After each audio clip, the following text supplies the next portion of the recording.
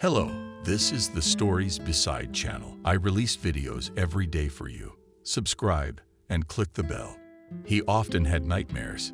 He wakes up in the night in a cold sweat. Something is troubling him. The boy gets out of bed, goes to the stairwell, looks around. No one's there. He walks down the stairs. It's business as usual. And when he gets outside, he sees that there's been an apocalypse. Everything's destroyed. The houses have been turned into piles of bricks. There's no one on the street. There's someone peeking around the corner. With some sixth sense, the boy realizes it's not a person. He jumps out of his seat and runs back into the entryway. But now there are only stairs. There are no walls. The boy screams, and at that moment he wakes up. "Son, what's wrong?" Mom's awake too. It was just a bad dream. He was still sitting on the bed, confused. It seemed like everything he'd just seen was true. "Come on, get to bed for school tomorrow," the woman muttered. "Okay." The boy agreed with her, although he didn't really want to do it. He went back to bed, fell asleep, and the dream seemed to go on. It was scary, but he couldn't wake up. The next day, Christopher got up in the morning, exhausted.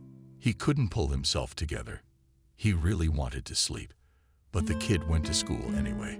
He knew if he didn't, his parents wouldn't be happy. The family lived in an ordinary town. Christopher had a sister. The birth father was long gone. His mother lived with her new husband, who was the boy's stepmother.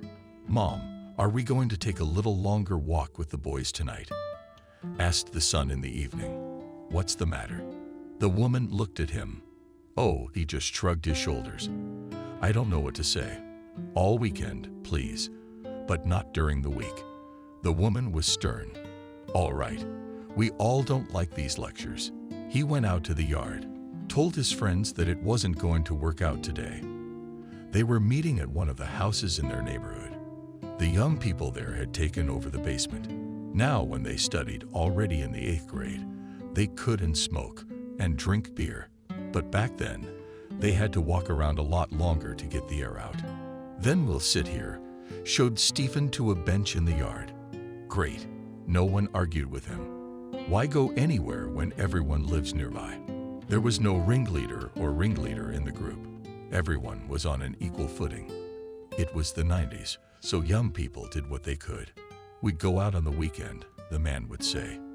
Of course, it was a favorite. If we were lucky, guys from another neighborhood would come over. We could wave. Stephen said, "Yeah, we'd have to get ready." Christopher remembered the last time the opponents had brass knuckles. All they could come up with was a rock for insulation. "Don't teach a scientist," his comrade told him. In those years, young people did not think of anything else. There was practically nowhere to go. All the circles ended in the afternoon, and in the evening the boys were left to themselves. They gathered together, discussed a plan of action, took money somewhere, bought cheap alcohol, drank it at construction sites or abandoned. "Hey, Christopher." One day, an older comrade came up to the guy. "Hi." Looked at him. It was Rick. He graduated 2 years ago, and now he was looking for intrepid youngsters. "Come on, let's step back. We need to talk." He knew Christopher was not a shy guy and could do a lot of things. Christopher looked back at his friends and followed his older comrade. Of course, it was a little scary because he knew what Rick was doing. But it was embarrassing in front of his friends if he didn't go. The young men rounded the corner of the building, and Rick looked around and handed Christopher 2 matchboxes. "What are these?" The boy did not understand then. "You don't know?" Rick winked at him. "I guess," Christopher told him. "Well, if you guess, you probably know what to do with it," smirked the older man. Roughly, Christopher quickly stashed what he had just been handed in his pocket. "You hand it over, you'll get some good money." There was a piece of paper that said who to hand it all over to. Okay, the boy walked back towards the school. He didn't look back at Rick. At first it was very scary, because Christopher was afraid that someone would see or find out what he was doing. But once, twice, 3 times, and then he felt at ease, because not only did he have good money, but he also hung around in circles with the older guys. Knew if anybody took offense, you could just tell them, and they'd stand up for him. "Christopher, are you coming or not?" Stephen called out to him, but he had to wait for the bell to ring and hand over what was in his pocket. "Wait a minute," the young man waved him away. "Listen, tell me, why have you been so different lately?" A friend came up to him. "Let me tell you everything later. It's just not the right time." The guy didn't want to share information with anyone because he was afraid that everything would come out. Over the weekend, they met up with Rick again. He handed him some matchbooks. "There's more than enough here." Christopher looked at the one. "I won't be in for a while, so if they ask, you can sell it," said Rick to him. "I hear you." They parted ways. Christopher came home. There were 2 boxes in his pocket. They were straight up igniting his pants all the way through.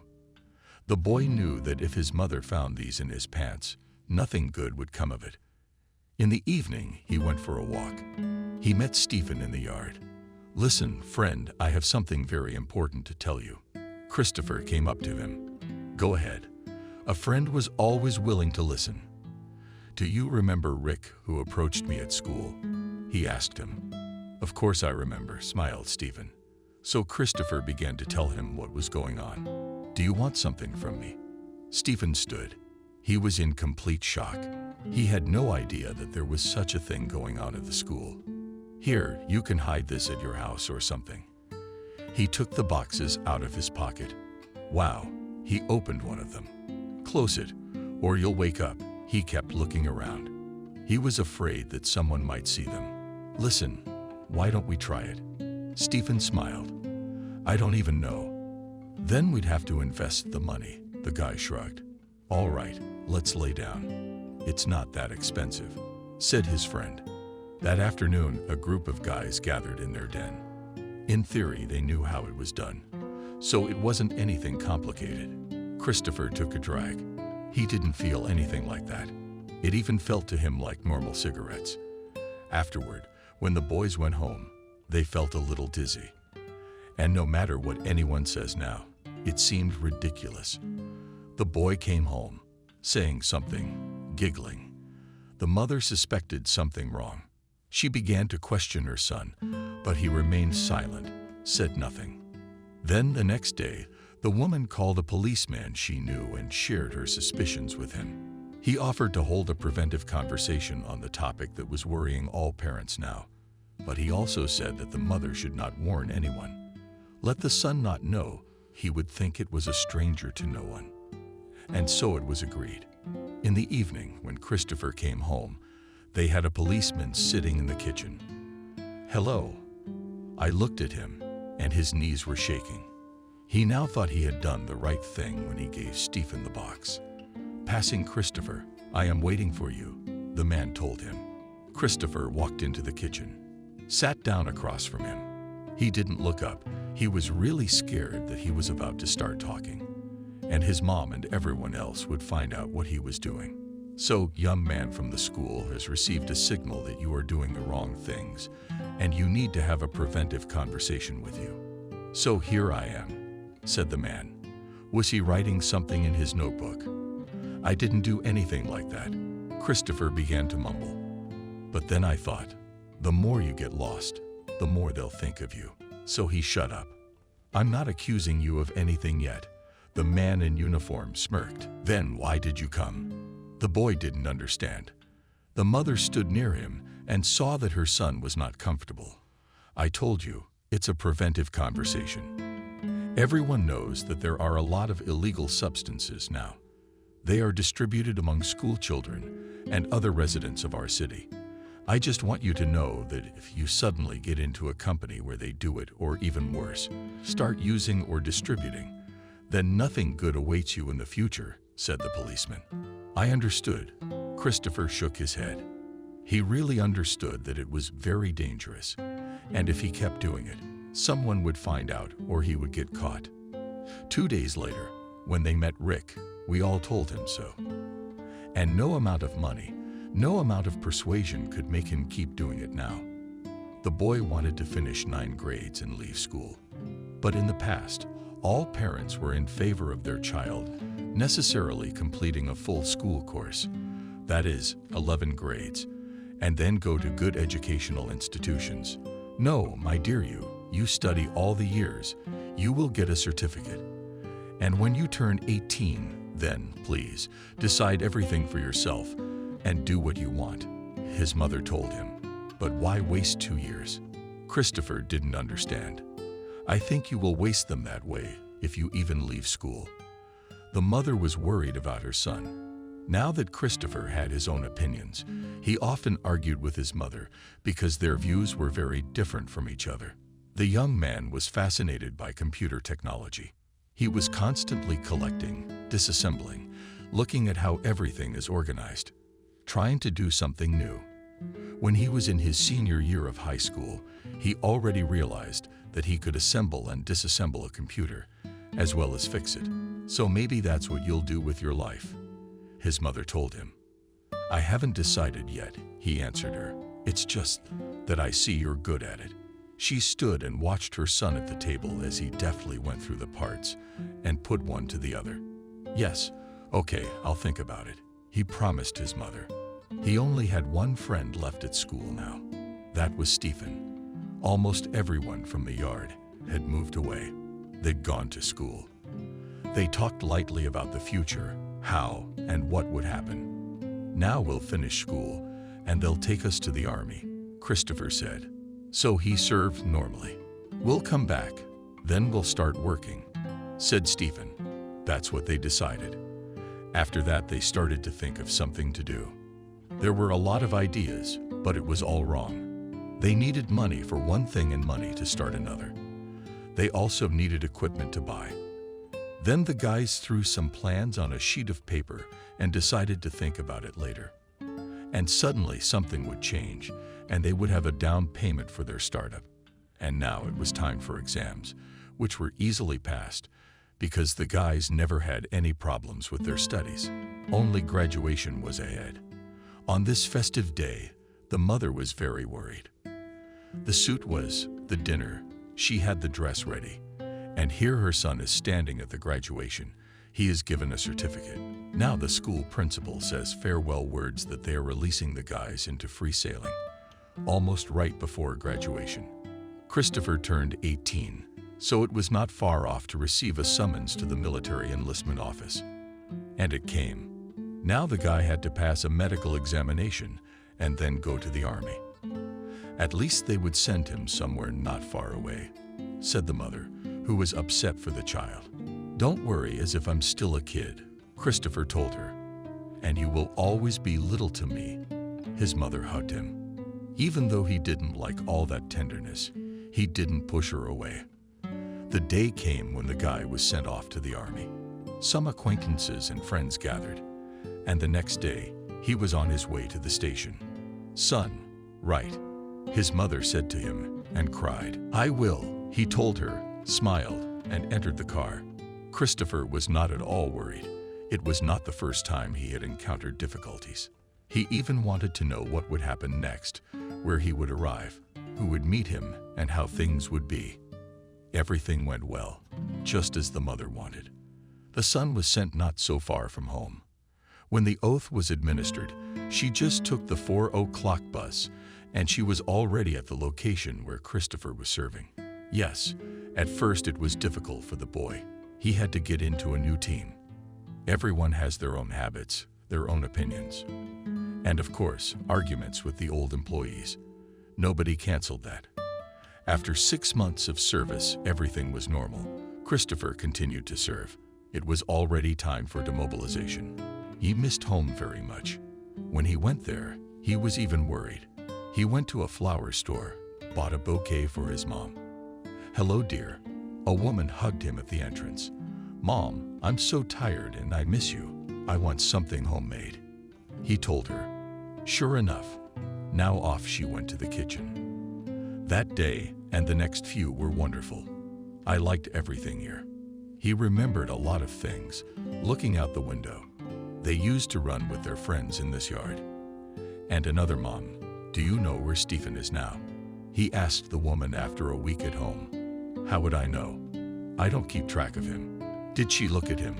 What so aggressively? Didn't understand the woman's mood. Nothing. She went to the kitchen. In fact, the woman had already gone to work for a day and thought that the son does nothing, but just sits at home. And yet the young man followed her into the kitchen. Christopher, you've been sitting at home for over a week now.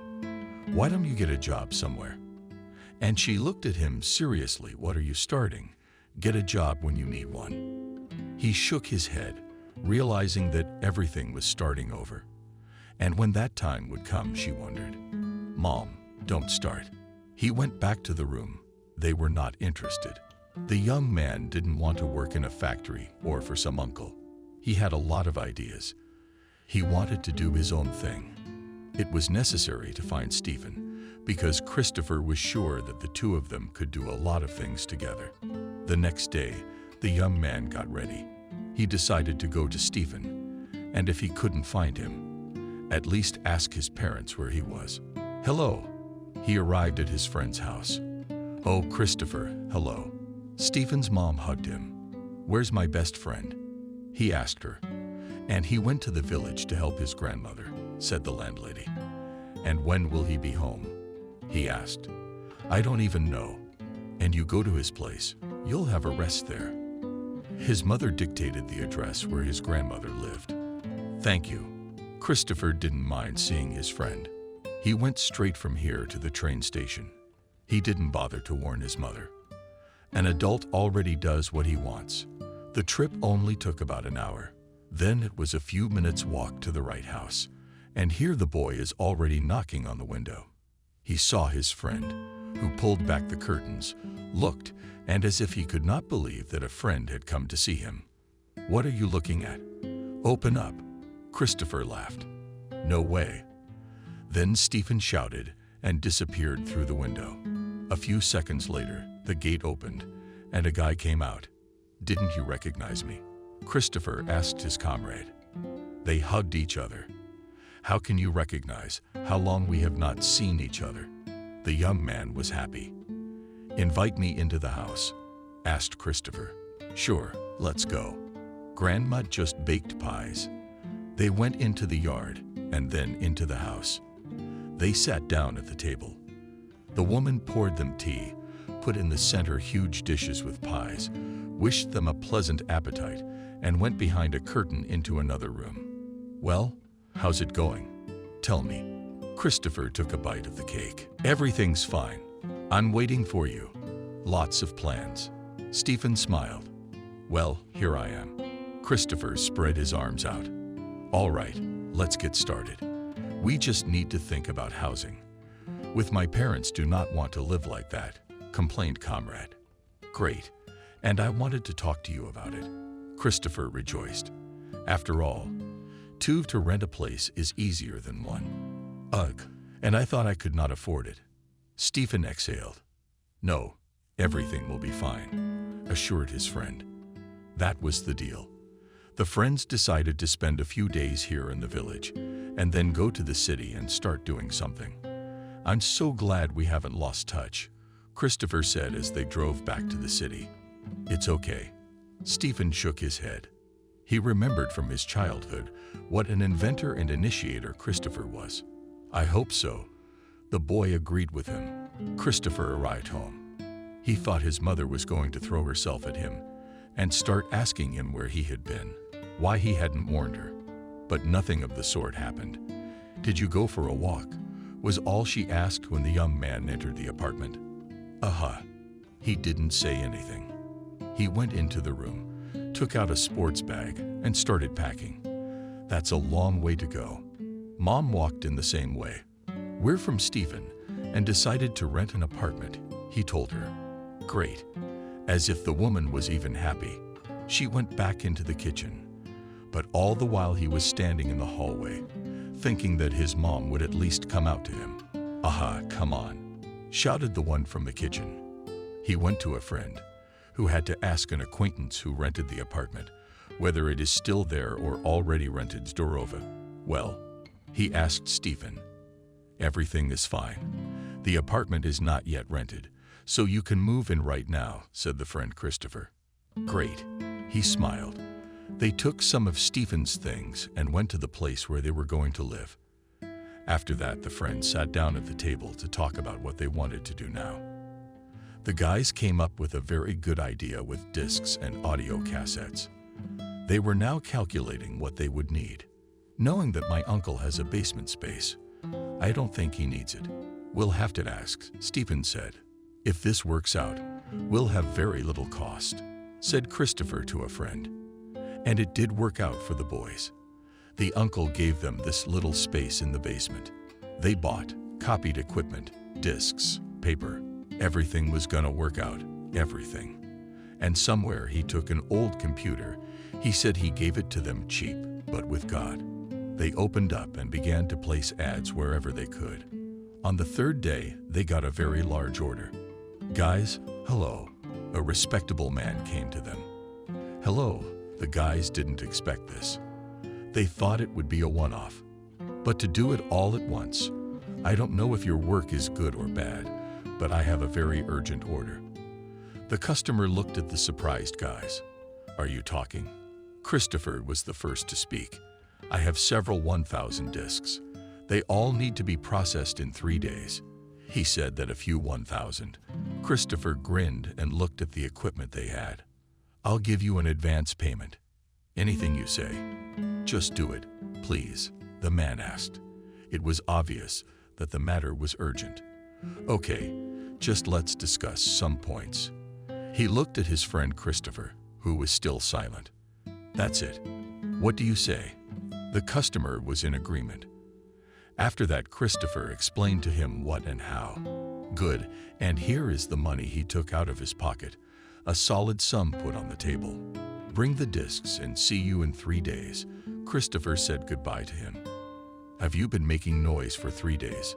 Stephen jumped on him. What's the big deal? He didn't understand. You can't do it in a week, especially with our equipment. The comrade almost cried. Calm down. He left us so much money for them. We'll buy a normal machine. Spoke Christopher with knowledge. And if we fail?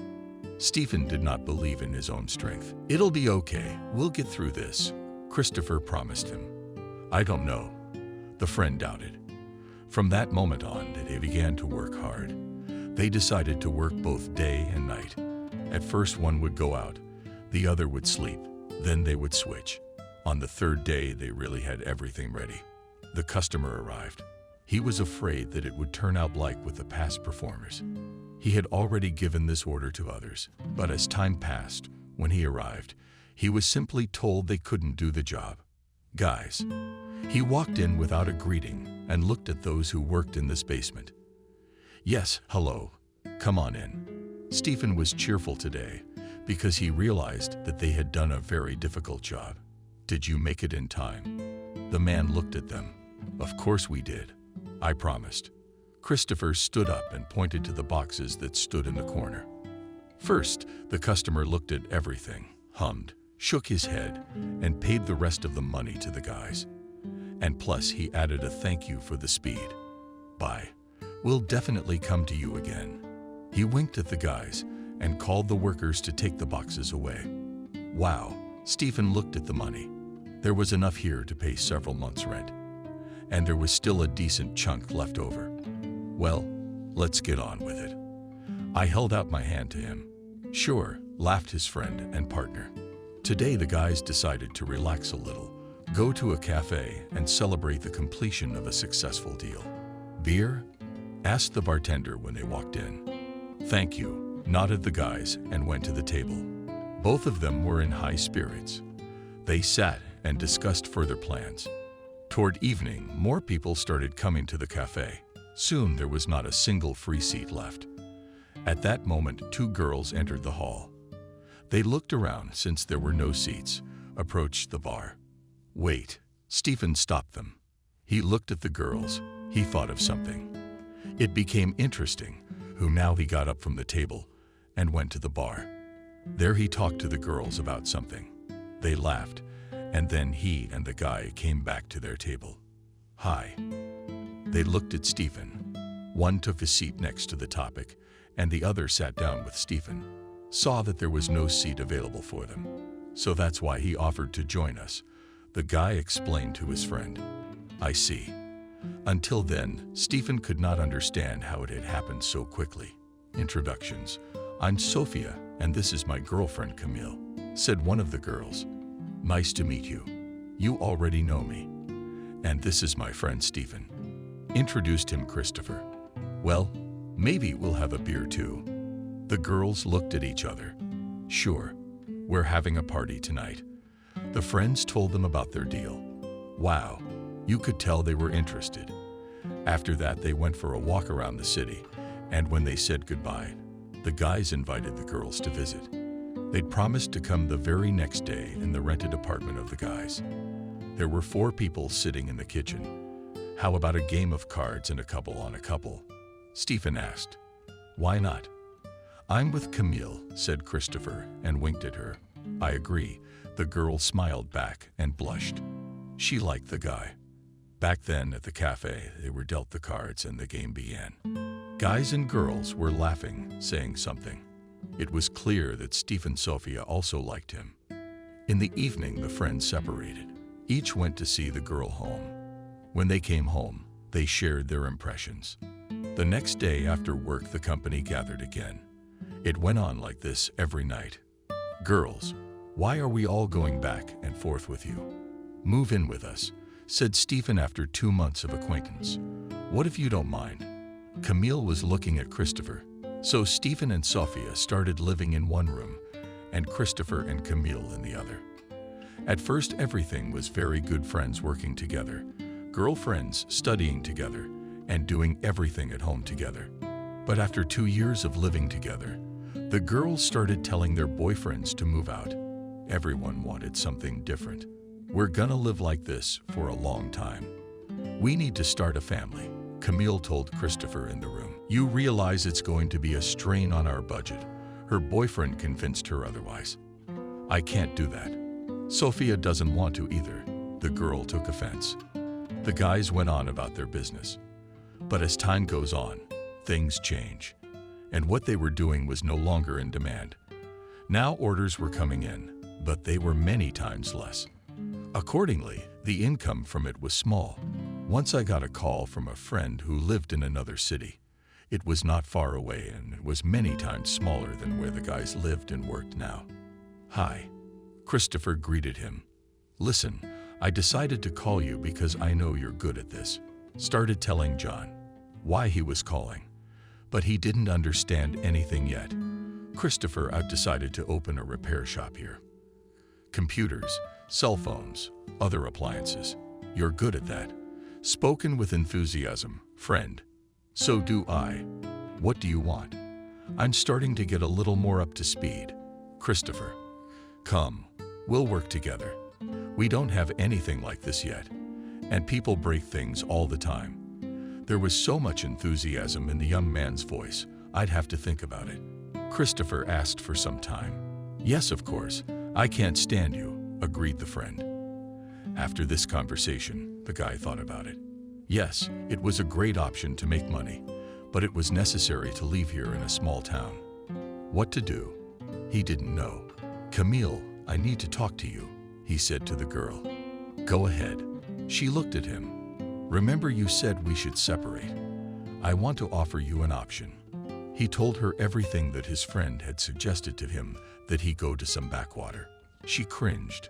There you can rent an apartment cheaper, and the income will be decent. He persuaded the girl. I don't know. I don't want to. She almost stomped her feet. Well, think about it. I'll probably definitely go. He went to Stephen to tell him the same thing. His friend didn't support him either. He said that if he wanted to go, he could leave and he could stay here. Christopher didn't realize that he was the only one in his head thinking that everything would work out, and what difference did it make what city to live in. 2 weeks later, he called John, said that he had decided everything and would soon come to look for an apartment for him. The friend was happy, agreed and said he was looking forward to it. Christopher, I'm pregnant. In the evening, Camille surprised him. I'm glad. He smiled. What to do now? I wasn't going to go anywhere. She was almost crying. Why didn't you say so before? I thought we were together. He sat down in front of her. I don't. She shrugged her shoulders. Are you going to go? He looked her in the eyes. What to say now? She couldn't accept the thought. Stephen regretted that he would have to part with his friend, but the latter had already decided everything. They saw their friends off to the train station, but all for now. Come and visit, Christopher said and shook his friend's hand.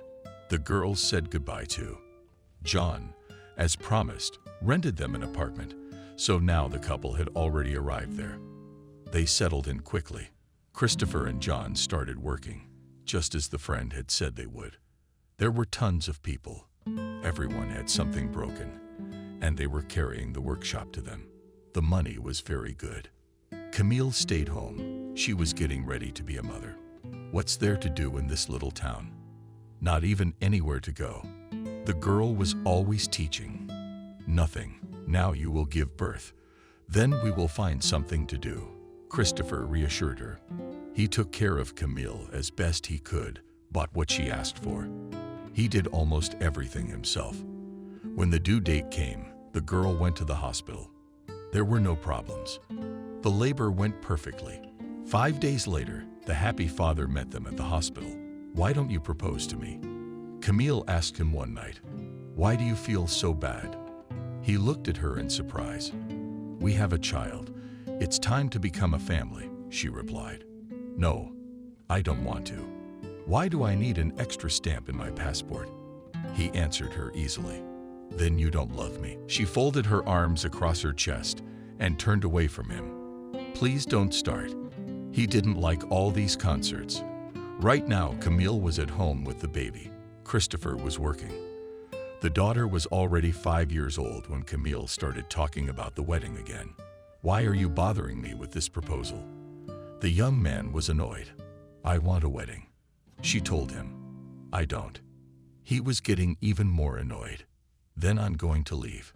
She gave him a wait and see look. What do you expect?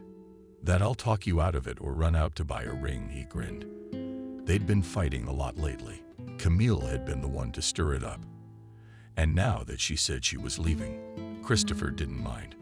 That's it, I'm going to my mom's and you won't see the baby. She turned and walked away. What makes you think that? Was surprised by the young man. He realized that the girl was trying to hurt him. And what have you done for her? Camille stopped, realizing what had hurt him. Did you, Christopher, have a right to ask that question? From the moment she was born, he had sat by Evelyn's crib almost every night, putting her to bed. Then, when her teeth started teething, he rocked her in his arms. Then he took the girl to kindergarten, practiced, taught her to read, count, write. Camille at this time not only did not work anywhere, but she disappeared all day at the girlfriend's, which she had here appeared, or at the beauty parlor. All of this is my last word. She went into the bathroom and slammed the door. Christopher went to his daughter's room. He just wanted to talk to her. Of course, if there had been no Evelyn, this breakup would not have been so painful. Now the father walked over to Evelyn, beckoned her over and hugged her. Daddy, what's wrong? Why are you so sad? She asked him. Your mom and I had a fight and now she wants to take you away to Grandma's house. Don't worry, sometimes that happens between adults, but you and I will always be in touch. He pulled her even tighter against him. Good. The girl cried. She felt sorry for her daddy and mommy. The very next day, Camille with her belongings and daughter left. Christopher was at work at that moment. In the evening, when he came back and found no one, he felt very bad. He went down to the yard, went to the store, got himself a beer. Now he sat in the kitchen, poured the amber liquid into a glass and drank. There was nothing to be sad about except his daughter. He drank, felt very tired, got up and went to bed. No one was bothering him today. There was no need to go anywhere, to do anything. So he just closed his eyes and fell asleep. The young man began to live alone. It might have seemed difficult at first. You had to cook, go to work, clean. But soon he got used to it. Now he had a lot of free time. He began to work not only in the workshop, but also at home. "Hi," John greeted him at work. "How are you?" Christopher asked him. "I'm fine. Come and visit tonight." It was Saturday. John and his wife were going to stoke the bathhouse. The guy had long dreamed of a private house and had finished building it about 6 months ago. John was most proud of his bathhouse. It turned out to be big. That's where they gathered. Of course, there is nothing to do at home anyway. And you want to talk to someone. Christopher agreed. They had worked today and decided that they would go straight from here to the store and go to John. "What are we drinking?" The friend looked at Christopher. "Beer, what else do you drink in a bathhouse?" He was already putting glass bottles in the basket. "Great." The man agreed with him. They arrived while John's wife was cooking something in the house. The young men flooded the bathhouse, brought water and firewood, and decided that they would also make a kebab. Well, here came the treat. A girl came to the bathhouse. "Thank you, my dear." John sat his wife on his knee. "Now Jenna will also come," said the girl. "Good." Christopher winked at his host. It had been about 6 months since Camille had broken up with him, but Christopher didn't want to meet or date anyone yet. "Aha," he replied. Jenna burst in like a hurricane. She started talking from the door, laughing. "Let's get to know each other." "This is my friend Christopher," said to her John. "Hi." She smiled at him. Christopher did not like such animals, and the girl was not to his taste. All evening they talked. He even walked her home. But he couldn't say he wanted to keep talking to her. "Hi." He saw her the next day. A message from Jenna on social media writing. He told John at the time, "What is writing and who is interested in that one?" Jenna emotionally said the young man. "So answer," suggested his friend. "I don't want to." Christopher waved his head. "Okay, it's up to you." Did not pry into the affairs of a friend John. The next day, when Christopher was going to work, he again received the same message as yesterday from the girl. And again, he didn't react to it. And again, he didn't react to it. "How's it going?" a friend at work asked. "Nothing new." He shrugged. An hour later, Jenna came to their workshop. John had gone somewhere else, so as much as Christopher didn't want to, he had to approach the girl. "You can look at my phone." She handed him the device in her hand. Now he spun it around, pressed some buttons, realized she'd made up a reason to come over. It was just the sound. He gave her the phone back. "Thank you. How much do I owe you?" Jenna tried to make conversation. Not at all. The guy realized he hadn't done anything at all. "Why don't you want to communicate with me?" she asked directly. "Who told you that?" He wasn't looking at her, minding his own business, and I could see she wasn't going to leave. "Oh, Jenna, hi. John's back." "Hi. Come visit tonight." She called them over to John. "Okay, what's the holiday?" asked the young man. "Nothing. We'll just sit around." She smiled. "It's Monday," said Christopher with a chuckle. "So?" The girl didn't understand. "Let's wait until the weekend then." Then said John, "Okay." She looked at Christopher one more time and went to your place. "She did." The guy guessed. "Yes, she did," Christopher said grudgingly. "What's wrong with her?" "She's a nice girl." His friend didn't understand. "That's it. I don't want to talk about it." Christopher got up and went to the store to buy something to eat. Okay, John stayed out of his way. Jenna kept up with him. She texted Christopher every day to say hello. They met when they went to John's house to visit. So far, Christopher hadn't paid any attention to her. One day, the girl went to the store, and on her way back, she saw Christopher. I yelled hi. He came up to her hi. "Help me carry the bag," she asked him. "Come on," he agreed out of politeness. When they reached the girl's house, she thanked the guy. "Why don't you come over for a visit?" she asked him. "No," was the unequivocal answer. "Let's go and talk, drink tea." "What, are you going to run away from me like this?" she called out to him. Good. He himself at that moment does not know how he agreed. and why he went. Jenna inwardly rejoiced. He's definitely not going anywhere now. Today they had tea and talked. Tomorrow come over after work for dinner. She invited him when she went out to see him off. Well, we'll see. He put on his sneakers, said goodbye, and left. At work, he didn't say anything to John in the morning and went home in the evening. Are you coming over? Jenna texted him. I'm sorry, but I can't make it tonight. Christopher texted her back. I've been working so hard, cooking, it's all for nothing. Even in the message, it was obvious that she was offended. Okay, I'll be there soon. Christopher thought to himself that in addition to having a delicious meal, he would also spend the evening with an interesting person. Yesterday, when they talked, he realized that Jenna was a smart girl, knew a lot of things, and he liked that. Again, they sat in the girl's kitchen and talked. Would you like some wine? She asked him.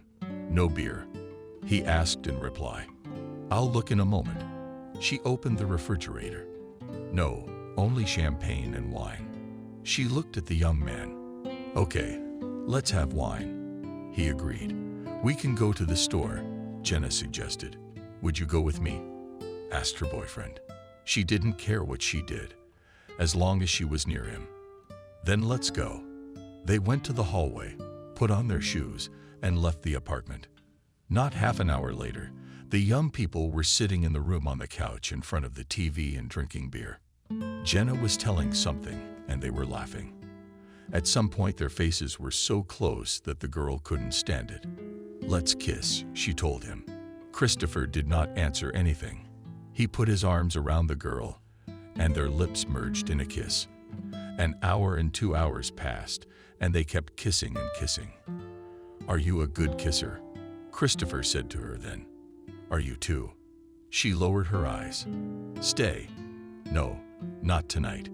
He looked at his watch and started to get ready to go home. Okay, will you come tomorrow? She asked, but she wasn't hoping for anything. Yes, he nodded.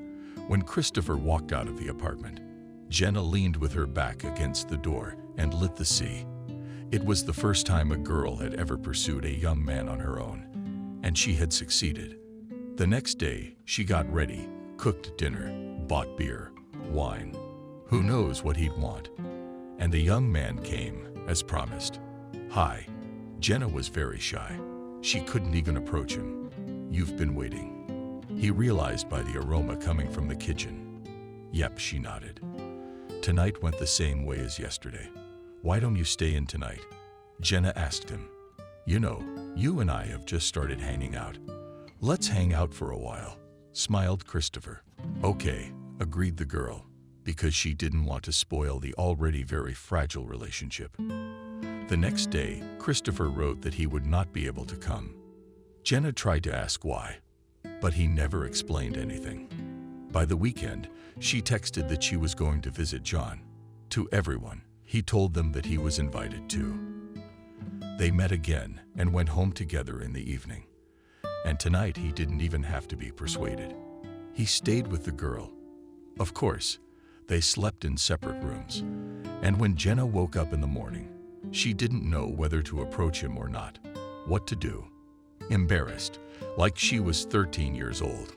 The girl went to the kitchen, made coffee, then she made breakfast.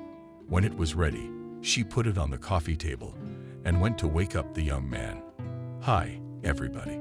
She sat down on the couch where he was sleeping. Good morning. How long has he been wiping his eyes?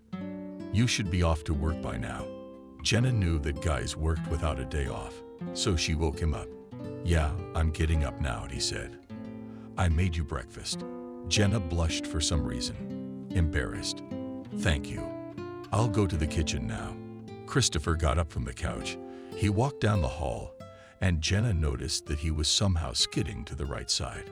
He washed his face, had breakfast, told Jenna he would stop by again after work and left.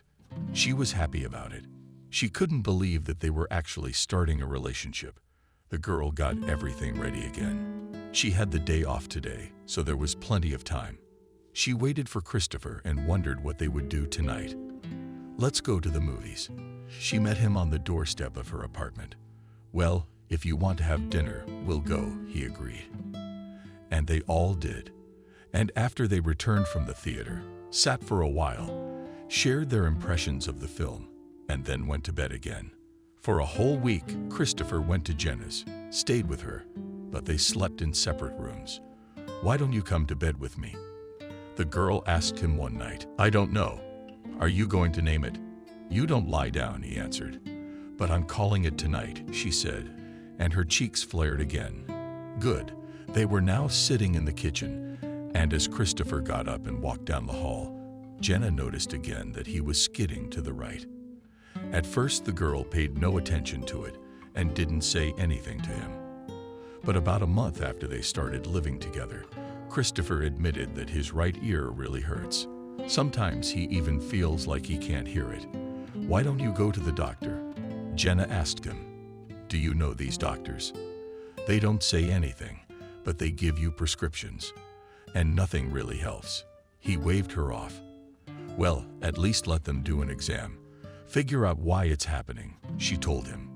"No, I'm definitely not going to the doctors," the young man replied.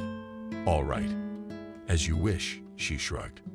But when after another short time Christopher came home, he told Jenna a terrible story.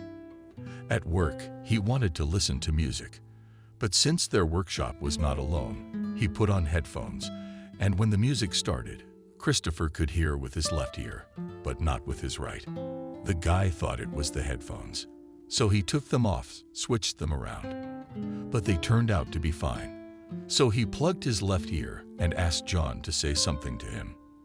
The young man could see from his lips that his friend was talking, but he couldn't hear what he was saying. "Christopher, how could you?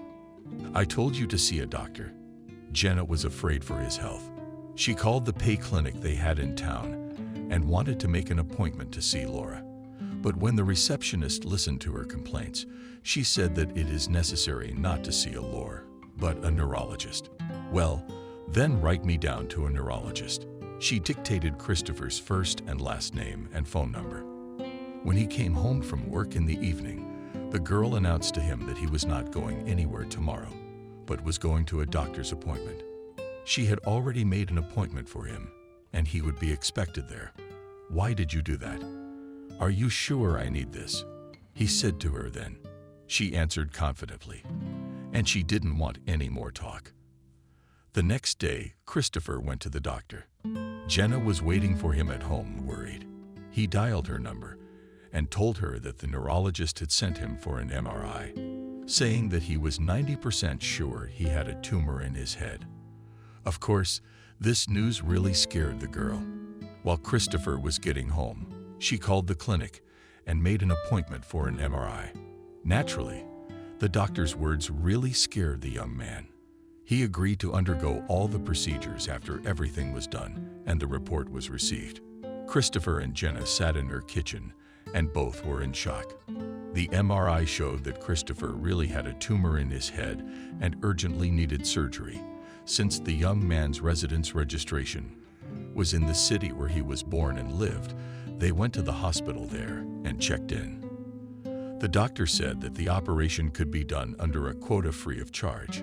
Christopher began to take tests, and 3 days before the operation, he went to the hospital. Jenna went home. She took all the phone numbers she needed to find out how the surgery went.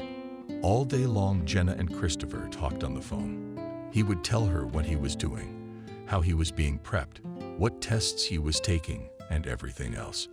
The girl couldn't be home alone, so she went to a close friend of hers. "Don't you want to go to a fortune teller?" she asked her. "Why?" "I don't understand, Jenna. Just maybe she could tell you something." The friend saw how worried the girl was and how you wanted to help her, calm her down. "Do you know anyone?" the girl asked her. "Yes, I do." I nodded my head. "Well, okay, come on," agreed Jenna. They arrived at the woman's house. She asked for a picture and started talking. Jenna listened to her and realized it was all true. But at some point, the woman looked up at her and said that Christopher would die during the operation. That was something the girl couldn't accept. She snatched the picture from her and just walked out of the apartment. Ran home. The girlfriend saw all this, followed her. But Jenna didn't want to see anyone right now. She needed to be alone. The day of the surgery, she was on pins and needles. She wouldn't let go of her cell phone.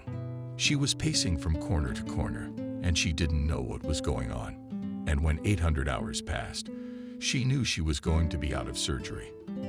By that time, she started calling all the phones, but some were busy, some did not pick up. One number kept getting disconnected. Jenna could not find a place and realized that now it was too late. She could not go there. All night, Jenna did not sleep. Then in the morning, when it was very early, her phone rang.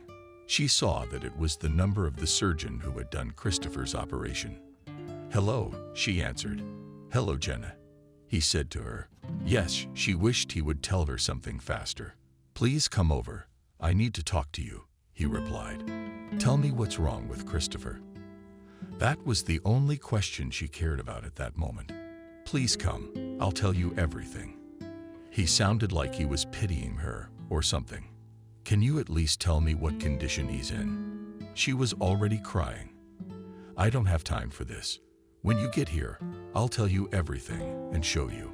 He hung up. Jenna started looking at the bus schedule. She was packing very fast. She still had 2 hours to go. On the bus, she looked out the window and was afraid that now she was not following a living person. The fortune teller's words that he should die on the operating table came to mind. And somehow it all matched up. The girl arrived at the hospital. She went in to see the surgeon. He was sitting at the table, and he wouldn't look at her. So we told him before the surgery that the facial nerve might be affected. And it was. He also stopped talking. Jenna stood around the table. She knew she was going to pass out. "Doctor, well, speak up. Don't be silent anymore." She couldn't take it. During the 8-hour surgery, he had a stroke on the 5th hour. We had to do a second operation.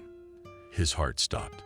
"Everything is fine now, but your young man is paralyzed on his right side," the surgeon said. "Where is he? Can I see him? What is his condition?" Jenna began to fumble and realized at some point that that was it. Now and then she remembered nothing. She woke up to the smell of ammonia. The doctor was sitting on the floor with her head in his lap. "Don't worry about it. His condition is stable and serious. He's in intensive care now," the doctor said. "Can I see him?" Jenna said quietly. "Of course, the nurse will show you now," calmly spoke the man. As they walked up to the 4th floor, Jenna thought that maybe Christopher would be uncomfortable that she would see him like this, and he wouldn't want her to watch or something. Her legs were shaking, and her whole body was tense. She was put on booties, a cap, gloves, a robe. And when they brought her in, the tears just rolled out of her eyes. "Talk to him. He can hear you," the nurse told her. And Jenna took his hand and just couldn't get any words out because she knew if she did, she would just start sobbing. Christopher was lying on the bed. He was hooked up to a ventilator. There were also various small tubes sticking out of his arms and everywhere else. After standing there for a moment, she realized she couldn't be here anymore. Out. And then in the corridor, she fainted again. "Don't be so worried," the nurse told her. "All right." The girl walked out of the hospital on woozy legs. One thing was for sure, he was alive. And Jenna knew for sure that he would live on. Now every day she would arrive at the hospital in the morning and leave in the evening. At first, while he was in the ICU, Jenna didn't do anything. Just sometimes they'd let her in there. She talked to the person she loved. And then when Christopher was moved to the ICU, Jenna would visit him. She helped him get out of bed, walk the halls. After he was taken off the ventilator, a tube was inserted into his throat. He breathed through it for a while. It was hard, but the girl loved him so much that all the heaviness faded into the background. Christopher could not walk, could not move his arm, and could not speak, because after the tube was taken out of his neck, all the air went out through that hole. You had to cover it with your hand to say anything. Mostly he whispered, but when he tried to say something, it sounded like Darth Vader from Star Wars. He also couldn't close his right eye, because his facial nerve was hit. When a month had passed, he was discharged home. Jenna arrived at the hospital. She picked up her favorite person from there. He was in diapers. He couldn't move around on his own. On his legs, his arm wouldn't move at all. His eye could see, but he couldn't blink all the time. The girl brought him home.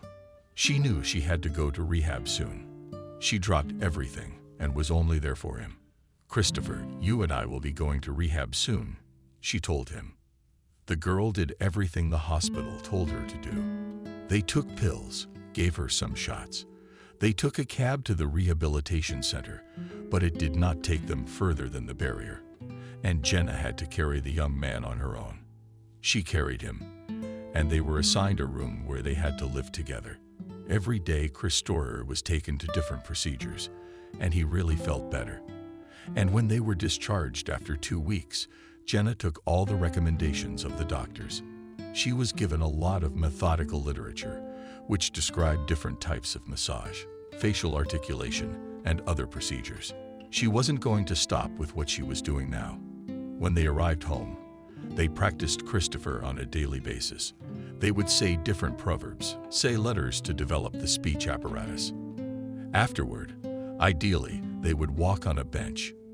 But since Jenna didn't have a bench at home, she put a ribbon on the floor, and Christopher had to walk on that tape. The girl took him everywhere, back at the rehab center. The doctor who worked with Christopher advised Jenna to get disability. She found out everything. She gathered all the documents, took the young man there, and they got a group. Now, although Christopher did not work, but some money fell on his card every month. In summer, she left her job and got a job in a health center, which was in Sosnovyj Bor, and took Christopher there with her. Fresh air and exercise had a favorable effect on the young man's condition. So a year passed. By this time, Christopher was already walking on his own. They had almost completely developed his arm. If before it was hanging like a whip, now he could move it, but only the hand remained a problem. Also, Christopher started to speak, but only the eye was a problem. "Good morning, my love. How are you feeling?" Jenna asked him every morning. "Good morning. Fine." He hugged her then. When they arrived from the rehab center, Christopher turned to her and told her, as best he could, that he loved her. Those were the most important words she wanted to hear from a young man. Now that things were more or less working out for him, they were sitting in the kitchen, talking about something. And suddenly, we all took Jenna's hand. "Would you marry me?" he asked her. "Of course," she answered, not doubting anything. "Then you'll be the first person I say those words to." He smiled. Jenna was happy. She just didn't know how to put it into words. "Mom, I'm marrying Simeon," called the girl that same night to her. "Why do you need that invalid?" her mother told her. "You don't understand anything. I love him more than anything in the world. I don't need anyone but him," she said. "Jenna, think 100 times about marrying him," her mother warned her. "I don't have to think about it. I've been ready for it for a long time." The girl didn't listen to anyone. Many friends condemned her that she threw all her strength to restore the young man, said that he was not suitable for her and everything else. But she did not listen to anyone. And when they decided to make a wedding, they just applied. And on the appointed day they came, signed, congratulated each other, and the two of them went to celebrate it all. "I love you very much," pressed Jenna against him. She was ready to be always by his side and never go anywhere. "And you are the love of my life," he told her. They were happy until Jenna got pregnant. When she informed Christopher about it, he was overjoyed with the news. As long as she was working, she was fine. But when she went on maternity leave, and there was practically no income at all, the family began a small scandal. The pension that Christopher received was not enough for anything at all, and it needed a lot.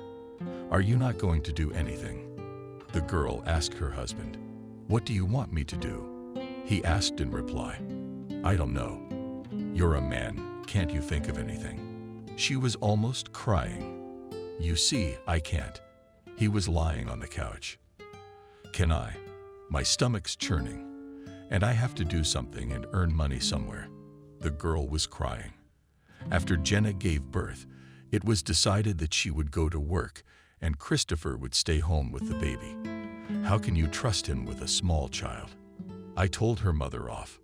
"Mom, he's a father. He understands everything and knows what to do. Especially he already had a little daughter," said the girl to the woman. "I don't know. If something happens, then blame yourself. You can't fix anything," she told her. "All right, moms, that's enough. I have my own head on my shoulders." Lately, Jenna had become very irritable. Not only did she have a hormonal breakdown, she had to run home every 2 o'clock to feed the baby. Work was taking longer than usual. Christopher didn't just sit at home either. When Emily was still a baby, after Jenna fed her, she would just go to bed. And now that she was 5 months old, she needed to be held in her arms, facing forward all the time. The little girl was realizing the world. Why were the dishes not washed at home again? She'd come in irritated from work. "I'm with the baby all day." "What dishes?" Christopher told her. "And I'm tired all day at work. I'm just trying to make sure there's some income in the house," Jenna yelled at him. It was clear to both of them that they were both tired, but there was no way they could communicate that to each other. Soon after that, when Emily started kindergarten, Christopher would take her in the morning and bring her back in the evening. Yeah, he made Jenna's life easier, but she wasn't idle either. Sometimes she worked Monday through Friday. She worked weekends so she could get double pay, which meant a bigger paycheck. "Why are you sitting on your phone again?" she said to herself. "I can't even sit on my phone anymore." I looked at her. "I don't know. I can't do it anymore. I'm tired of this life. All my nerves are shot," Jenna replied. She would go to the bathroom, close herself up, and sit there, sometimes crying. She really didn't know what to do.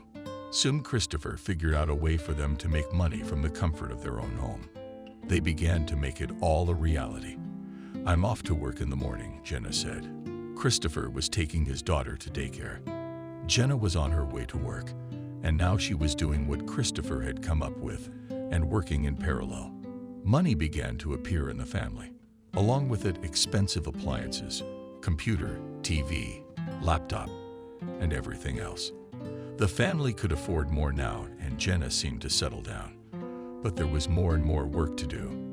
And now it wasn't enough that she was working hard during the day and moonlighting, but there were still things to do at night. "I can't take it anymore. I'll go crazy soon." She was lying next to her husband. He didn't seem to have any problems at all. He slept well at night. He could do it during the day. One day, Jenna received a call from the employment center and was told that one of the organizations required a worker on a quota for a place. Of course, she grasped this information as a straw. Again, she gathered all the documents, came home. "Christopher, I found you a job. Here's the paperwork. Go apply." She handed him a file of papers. Yes, perhaps with this the girl stressed her husband, but she did not know how to do otherwise. All people lived like this. Yes, they pay pennies there. He told her. So what? It's a long service. They'd been together for a few years, and Jenna didn't understand why things had changed so much and why do I need seniority. Christopher didn't understand. All people work. Why do you think you're so special? The girl didn't get it. Now that her daughter was older, Christopher had to do something with her. But on the weekends, they had to take Emily to a singing class, and I had to do something to keep her entertained. Jenna was torn. She cooked at home. Then she'd go out with her daughter, and then she had to go to work. I can't. She came home and lay down on the couch. Get some rest, Christopher said calmly. Good for you to talk. What are we going to eat? She grinned. We can live without frills. He was sure of his words. Lately, Jenna realized that they had drifted apart. She dialed her friend's number.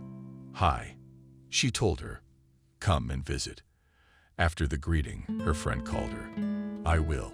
She packed up the department and they left the house together. While visiting, the girl could exhale a little. In the back of her mind, she remembered that she had feelings for Christopher, and as strong as before.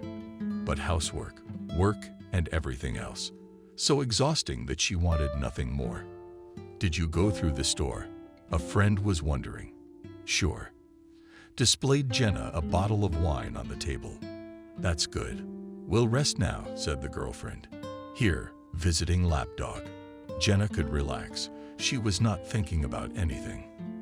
The daughter was busy with her friend's daughter. They were about the same age. And the girls were sitting in the kitchen talking. You look very tired, Alina said. I know that myself. Jenna realized that if before she always had her nails painted, eyes painted, hair styled, then now she didn't care about that. A ponytail on her head, nothing at all on her hands. Go on vacation, suggested Alenka. I can't. Shook her head Jenna. They could sit up till late at night. And then Jenna and her daughter would drive home. Christopher was already asleep. She developed, washed her face, and lay down next to him. Where was it yesterday? He asked in the morning. You know Elena didn't have a rash. Now I had a headache. How do I know all this? Christopher answered it all. That's it. I don't want to talk anymore, wrinkled Jenna.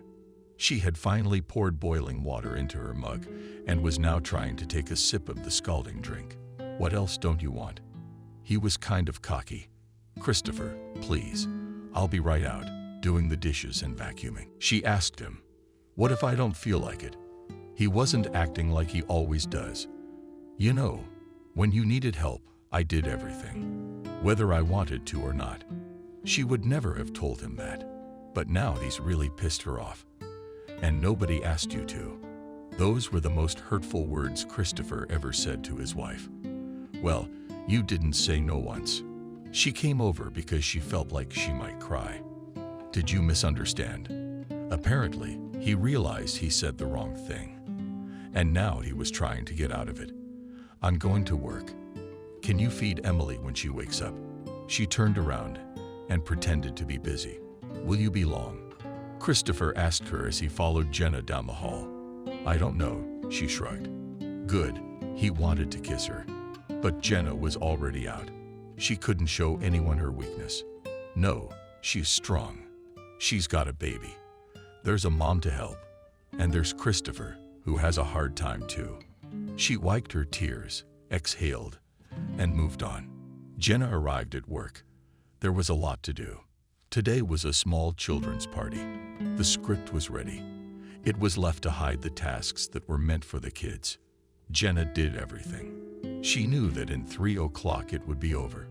When the kids arrived, Jenna was already in costume. She was smiling, taking everyone along with her. It was a lot of fun. The kids were laughing.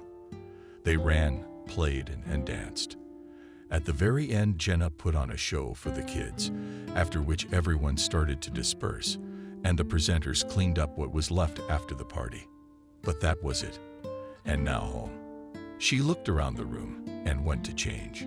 She went up to her office, changed, and was ready to go out, while she said goodbye to the watchman who had just come in.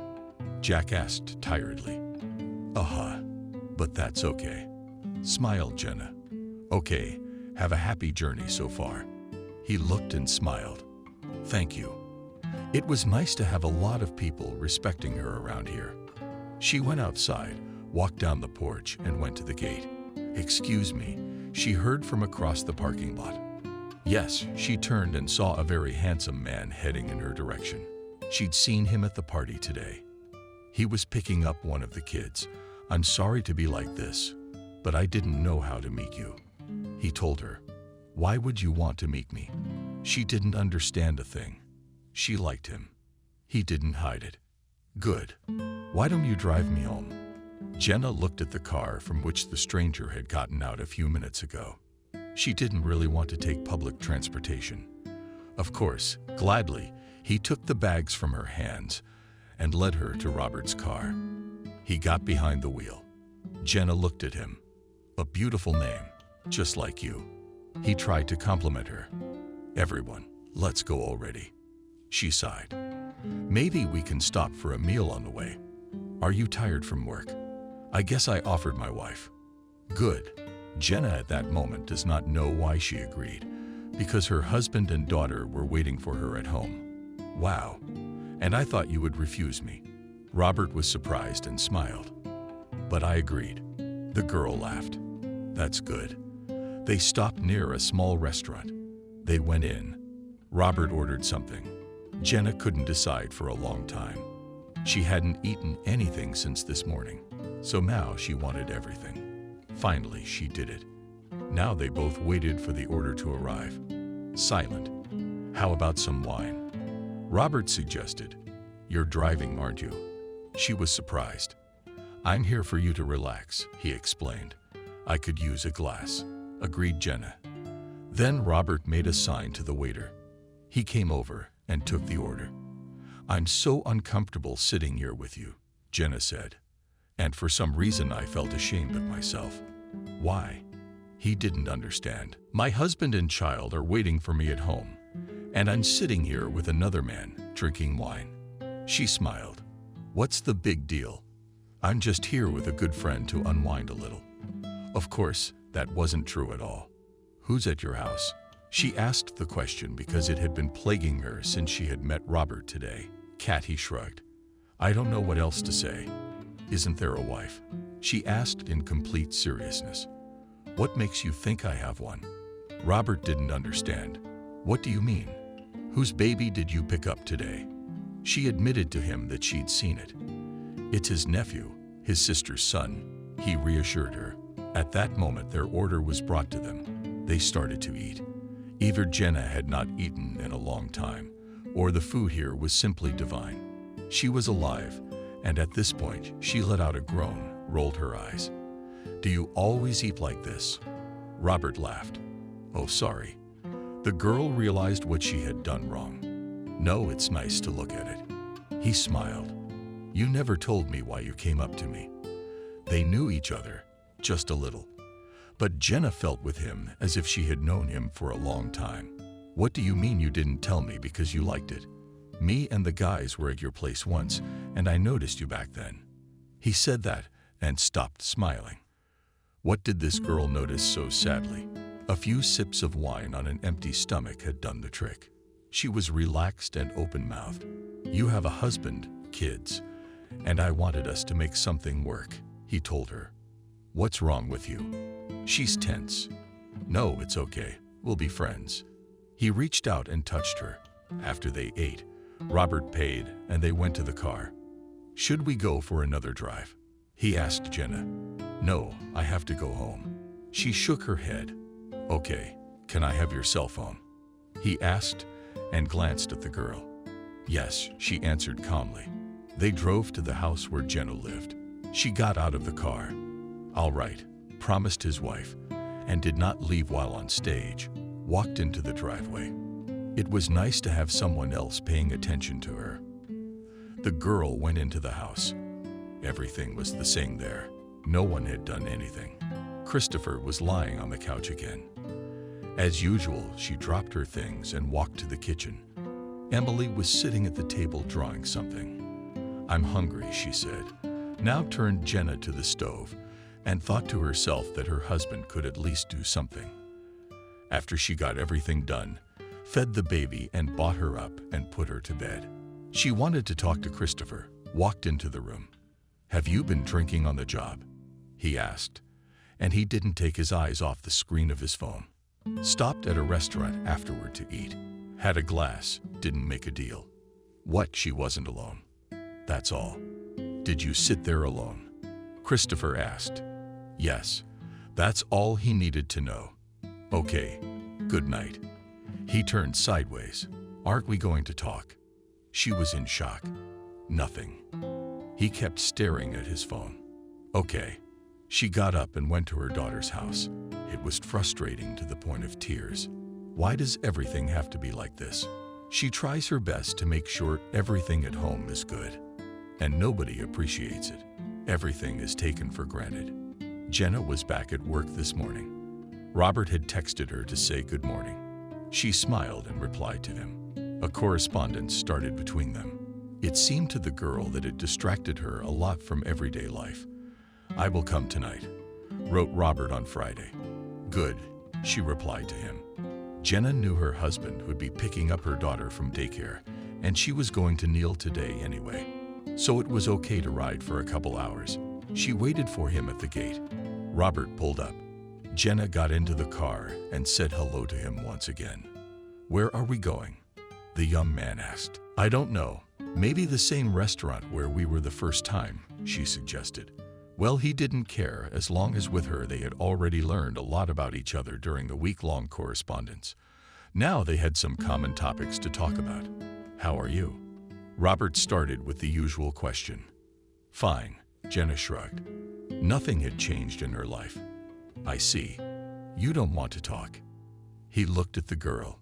"Order me some wine," she asked.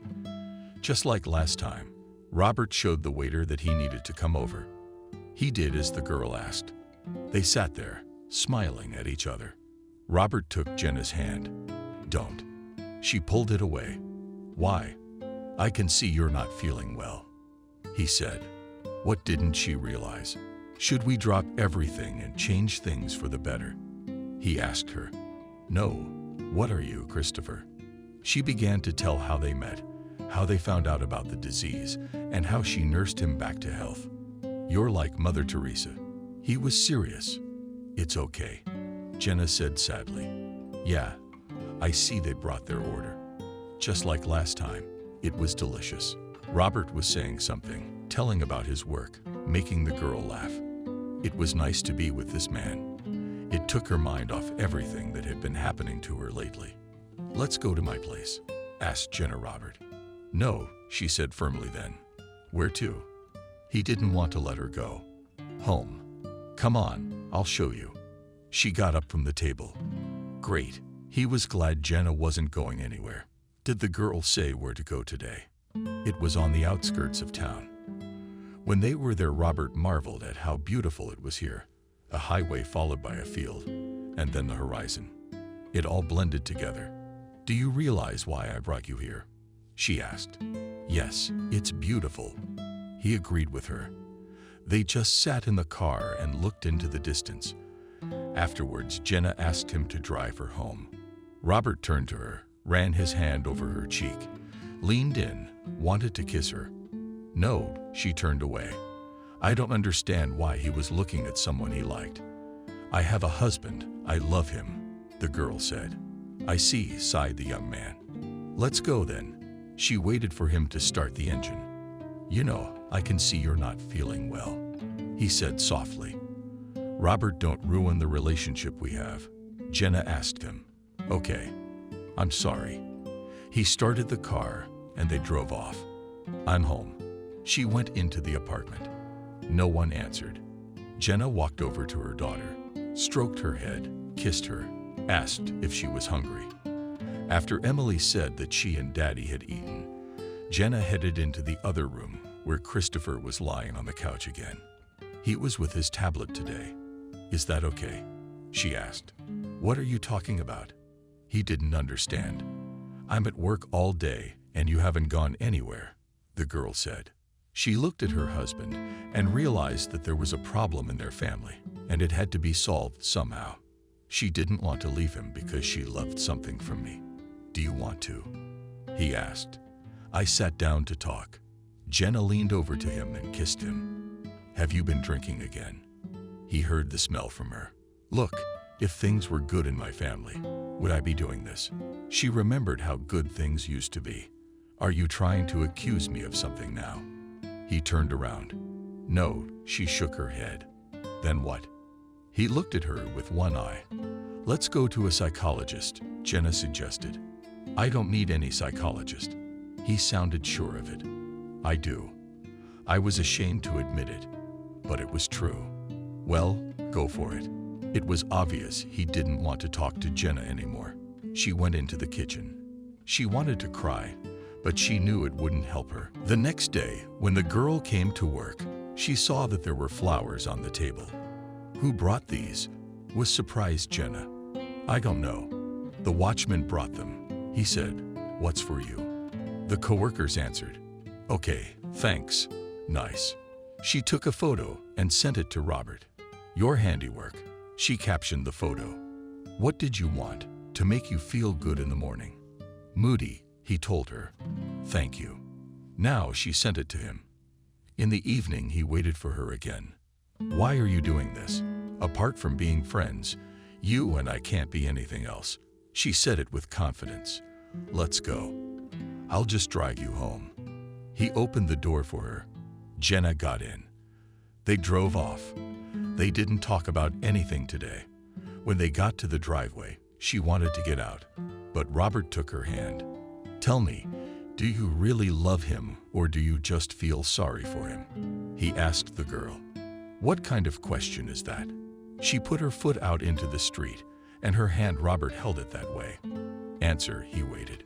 "If you don't let go now, we won't socialize at all anymore," she told him. "Sorry," he let her go, and Jenna walked quickly toward the entryway. At home, everything was the same. For a long time, nothing had changed at all. Almost every day, Robert would come over to Jenna's house, but she wouldn't let him do anything. She just hung out with him. It was relaxed and fun and interesting. "Are you working again today?" One day on his day off, Christopher came up to his wife. "Probably haven't called yet," Jenna said. Christopher came to her, hugged her. Jenna immediately remembered how tender he was and what they had before.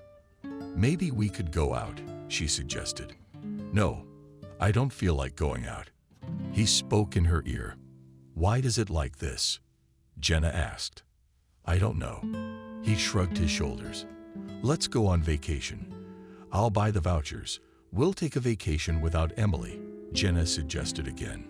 "Good." Christopher was even happier. "Then I'll look for a vacation tomorrow," Jenna smiled. She turned and kissed Christopher. Tonight they slept together. Everything was fine. The next day, he wished his wife good morning and made coffee. "Thank you." She was home for the second day in a row in the last 6 months. No one had called her in to work. Jenna sat down at the computer to search for travel vouchers. She sat for a long time, choosing. Sometimes Christopher came up to her, asking questions, offering advice. When Jenna had everything done, all that was left was to pay. She did that. The flight was a week away. Now she had to talk to the principal about taking the short vacation. "Are you ready?" She had packed all her bags, Emily, taken to her mom's house, and was now ready for anything. She hadn't spoken to Robert in a week.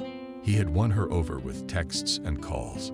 But Jenna didn't want to pay attention to that. Sure enough, Christopher was smiling. The next day, the couple hailed a cab. They drove to the airport. In the car, Christopher held Jenna's hand, and afterward they took their bags and went to check in. Then a few hours on the airplane, and now they were almost near the sea. Their hotel stood near the sea itself. Now they were heading there. When they got into the room, they were amazed at the view from the window.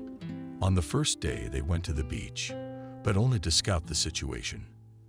Everything was gorgeous. At first, Christopher went everywhere with Jenna, but after a couple days, he got carried away with his tablet again and didn't want to go anywhere. "Are you really not interested in anything?" Jenna asked him. "Why go out every day?" He didn't understand, but we could lie at home. They started fighting again. And what he didn't understand her grievances. Nothing, so Jenna turned around and walked away. "Where are you going?" Asked after Christopher. "To the sea. I want to be alone." And found. And cried again. Why does she always have to be alone? He's never around. Always, whatever difficulties or joys there were in life. The girl was alone with it all. It was at this point that Jenna decided to text Robert to say hi. She typed the message. "I thought you weren't going to write anymore," he replied after a second. Sorry, she didn't know what else to write. "I totally understand. When are you coming back?" he asked. "How do you know?" She was curious. "I was at your work. They said you were on vacation," Robert admitted. "I see." After a week, she didn't keep anything from him. "Can I hope to see you again?" Robert asked her. Probably yes. She wasn't sure, but for some reason she wanted to. Good. Then I look forward to your return, he wrote. Great. Bye. She wrote and looked out at the sea blue in the distance. It was so beautiful. Jenna relaxed a little. Right now, she was wishing she had brought Emily with her. She would be running around here now. She would have loved it for sure. The rest of the week went well, but that was it for Jenna. Christopher went to the sea a couple more times and spent the rest of the time in the hotel on the bed. We're flying home tomorrow. Let's at least spend tonight together. Jenna asked her husband, are we not together? It became strange to him, as if yes, but as if not. She approached him. Jenna, understand, I get tired quickly, and I just don't want to go anywhere. He took her hand. I understand, but the sea air is good for you, especially for you. She leaned over and kissed him. So it gets here, in the room. Christopher pointed to the open window. Yes, but that's not it at all. She looked where he was pointing. Jenna finally managed to convince her husband to take her to the restaurant. He sat, ate, didn't talk about anything. Beautiful music came on. Let's dance, Jenna called him. No, it's not my thing. He said no. Okay. Jenna realized she felt like crying again. They went home. The next day, they had to fly home. Jenna bought some souvenirs. The bags were packed. They were ready to go. The airplane was silent. In the car, too. They were finally home. I'll pick up Lee on the way. Wanted Jenna to see her friend and cry, but only she came out of the house. She spotted Robert's car and pulled up. What are you doing here? She asked him. You don't know.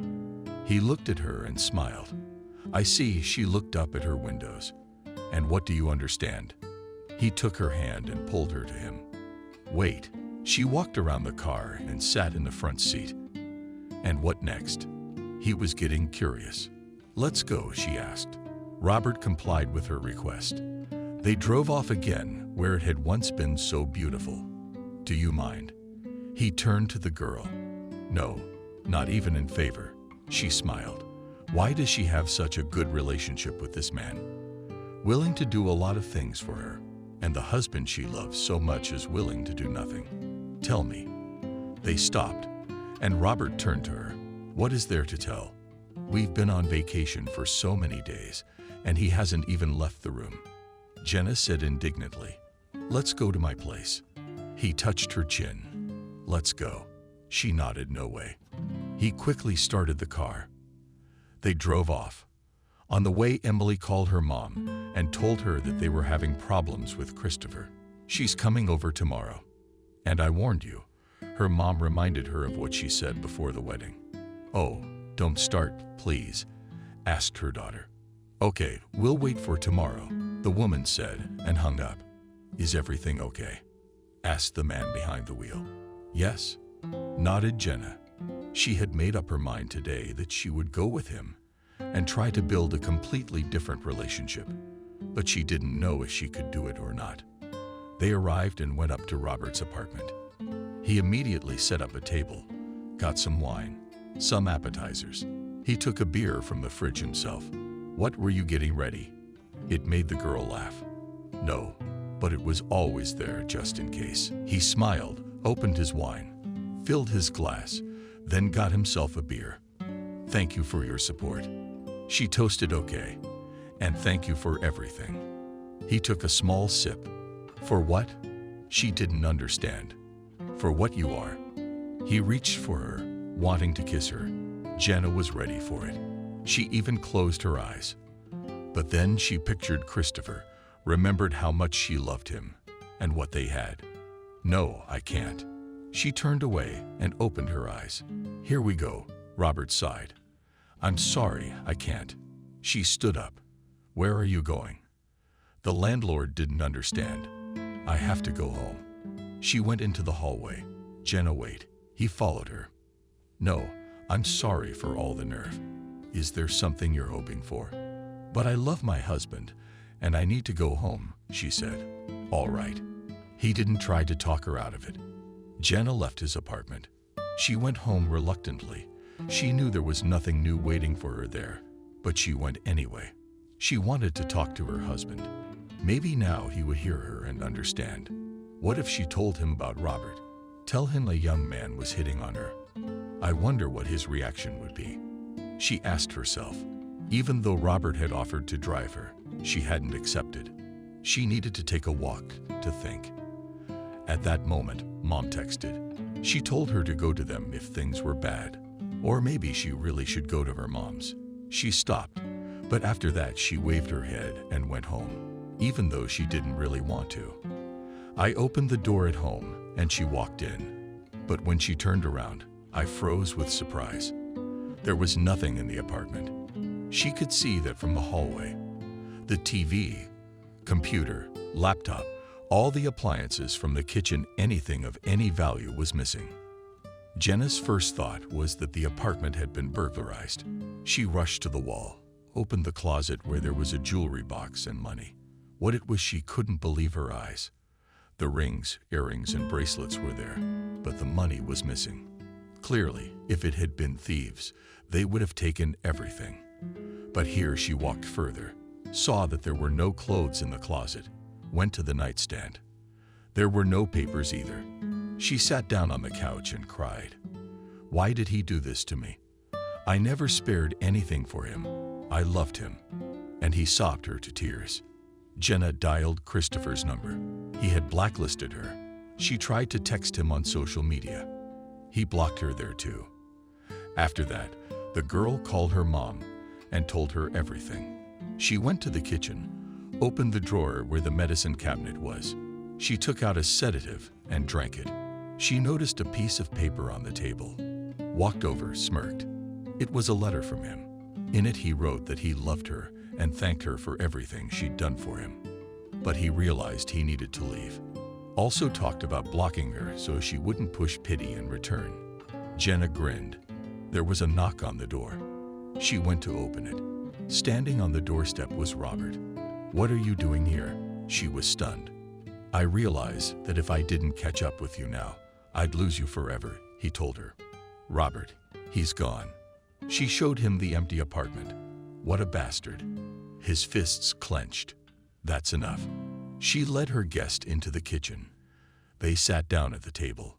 Jenna poured tea, showed Robert what the man she loved so much and was willing to die herself to save him had written to her. I see. He read it. Pack your bags. I don't get it. She looked at him with red eyes. Let's go to my place. He wasn't asking now, he was affirming. I didn't even, she said. He walked up to her and started kissing her. It was so unexpected that Jenna responded. There would be no objection. He took the bag and started putting some of her things in it. Let me do it. She took it from him. Great, Robert said. Emily stopped in the hallway. Jenna, just like you wanted, we'll pick her up tomorrow. He put his arm around her shoulders and led her outside. You're walking. The girl was surprised. She'd never seen him without a car. I had a beer, he reminded her. They came to his house. He poured her wine and sat her in an armchair. Look, you need to calm down. I don't want things to work out between you and me. You can stay with me for a while. We'll pick up your daughter tomorrow, and I'll help you with everything. Now he's acting like Jenna with Christopher. Thank you for everything. She clung to him from the soothing wine and tears. Jenna quickly boiled it down. Robert carried her to the bed, covered her with a plaid, and closed the door behind him. He really liked her and would do anything to make sure she reciprocated him. The next day, Jenna did not go to work. She said she had a family emergency. She went to her mom's house, who worked 2 and 2, and it was her day off. Hi. She came into the apartment. Hello, her mom hugged her. And Jenna started crying again. No need to shed tears, so it was meant to be. In fact, the woman was angry, but she couldn't say anything bad right now. Knew her daughter would still be on his side. They went into the kitchen. They sat there talking for a long time. You know who helped me? Jenna asked her mom. No, of course not. She looked at her surprised. I have an acquaintance whom I think it's today we'll meet, said the girl. Just acquaintances, or her mother looked at her enigmatically. Mom just smiled for now. Jenna, It makes me happy that you are smiling." They hugged each other again. In the evening, Jenna went to daycare, picked up her daughter, and together they drove to Robert's house. And then they went with him to Mom's to keep her informed. "Hello." Robert entered the apartment and gave the woman flowers. "Come in," she invited him in. When everyone met and sat down at the table, a casual conversation began. "You know how much I love your daughter. And if it were up to me, I'd propose to her today," Robert said. "But that's okay. Now they'll divorce. And go ahead." Green light. The woman smiled. Jenna was putting Emily to bed at that moment. She came back, only to hear the end of the conversation. "They married me without me," she smiled. "Come back, daughter. And I advise you not to ignore Robert. You can see at once that this is a good man," Mom began to say. "Calm down. My husband left me yesterday. And you're already giving me a new one," Jenna said sternly. "Why is he?" That hurt Robert. "Okay, don't fight. Time will sort things out," said the wise woman. "That's right." Today Robert said goodbye to Jenna, went home. The girl went back to work. She could not think about Simeon. As soon as she started to do so, tears came to her eyes. "Why do you need him?" "Forget it. Go and file for divorce," colleagues used to say. Robert came every night. He met the girl, gave flowers, until he calmed down and made no attempts to get closer. A month passed. Jenna kept waiting to see if he would call or write, but Christopher never showed up. Under pressure from her mom and friends, she filed for divorce. In a month, she was to be a free woman. Emily suffered the most. She cried just like her mom when she found out her dad had left. Everything would be all right. Resolved Jenna that she would not cry anymore. Ino looked at her daughter and hugged her. They stayed at Jenna's mother's house for a while longer, but all the time it could not last. And at some point the girl asked Robert to take her home. He did everything she asked. He has the most beloved woman. A month later, her mom called, asked how she was doing. And then she said she was expecting her for a visit tonight. "So give me the weekend." Jenna was surprised, because today was Wednesday. "No, I need you to come today." Mother insisted. "Okay." The girl didn't understand the urgency. She picked Emily up from daycare and drove to her mother's house. When she arrived, it was business as usual. "Mom, what was the urgency?" she wanted to know. "Come in," she called her into the room. Wow. Jenna went there and saw a gorgeous table that was set and stood in the middle. "Why are you surprised?" Sat down on the table, the woman sat down. I don't know what kind of celebration she showed with her eyes at everything that was here. You'll find out soon enough. At that moment there was a knock on the door. Mother went to open it. On the threshold stood Robert. He was wearing a suit and carrying flowers. Jenna immediately understood everything. She smiled. Robert walked up to her, looked at the woman and the girl who were standing there. "Jenna, will you be my wife?" He held out a box to her. "I don't even know." She looked at everyone. "Mommy, say yes." Her daughter held up her finger. You'd think she was looking at the man across the table. "You first before the answer, and then think as much as you want," spoke Robert. "Okay, I'll do it." She was angry with paint and took the flowers and the box. "You made the right choice." Kissed her. Robert kissed her. "So now to the table." The mother was happy with the way things turned out. They sat and talked, and then Robert asked her to come with him. "Emily, are you staying here?" her grandmother asked her. Yes, she nodded and looked at her mother. "Don't you think it's going too fast?" Jenna asked Robert when they were already outside. "It's okay. I love you very much." He was bringing her over to his place. "I can't tell you the same thing yet," the girl admitted. "I don't have to yet," he smiled. "Thank you." She pressed herself against him. Tonight, when they arrived at the man's apartment, he was finally able to kiss her. Jenna was smiling, and Robert could see that he could make her happy. "I have to go to work tomorrow," she told him and looked at her watch. "Stop thinking about it already." He kissed her again. And then the wedding preparations began. Robert wanted not just a wedding. He wanted a wedding, and the most beautiful one. For his beloved Robert dreamed of her becoming a princess. What are you thinking? Jenna saw that he was often pensive. Did he tell you the truth? And what did you have in mind? She began to wonder. Nothing. He winked at his future wife. Okay, it's always secrets. She was really happy. And now she couldn't think about the man who'd betrayed her. The day of the wedding had arrived. Jenna was wearing a beautiful dress. Next to her stood the groom. He was also very handsome. Guests, relatives, and friends congratulated. Everyone wished only happiness and great love. Daughter, don't doubt him. He'll be a great husband and father. Mommy, I'm happy for you. Emily said to her. Thank you, family. Jenna smiled and hugged them. And you dare to be unhappy? And stop reminiscing about the past, threatened the woman with a finger. Good, she nodded. They arrived home in the evening. It wasn't any easier with them today either. Are you really so perfect? Did the wife look at her husband? Naturally, she didn't. Waited this long to start bullying you now? He laughed. She pounded him in the chest with her fist. You have no idea how much I love you. He pulled her to him for the second time that evening. Do I love you? She spoke softly. What? What did you say? Say it again. He looked at her. I love you. She wasn't looking at him. Jesus, Jenna, we're gonna be the happiest couple ever. Robert started kissing her. Thank you. She closed her eyes, and it seemed like she was the happiest person on earth. Can you promise me something? He asked his wife. Sure. She looked up at him. Stop being strong. I'll do anything for you. He pushed her a little away from him and was now looking straight into her eyes. I don't know how to do that. She remembered what she had done before. But he'll learn, promise. Didn't let go of her hands. I'll do my best. She nodded, but didn't take her eyes away. Good. I believe you.